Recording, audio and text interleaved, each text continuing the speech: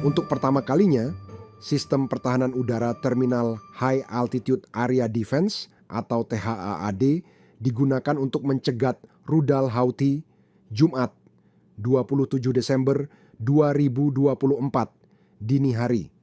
Teknologi buatan Amerika Serikat (AS) ini sebelumnya dikerahkan ke Israel pada Oktober 2024 bersama dengan 100 awaknya.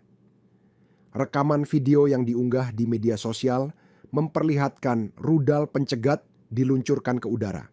Dikutip dari Jerusalem Post, sistem THAAD ini dirancang untuk mencegat dan menghancurkan rudal balistik jarak pendek dan menengah pada tahap akhir penerbangannya.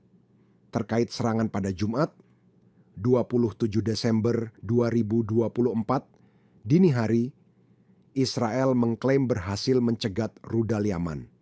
Namun, juru bicara Houthi, Jenderal Yahya Sari, menuduh Zionis menyembunyikan dampak serangan termasuk kerusakan dan korban jiwa. Ia mengklaim rudal hipersonik Palestina, 2 yang diluncurkan, berhasil mengenai target, yakni Bandara Ben Gurion di Tel Aviv.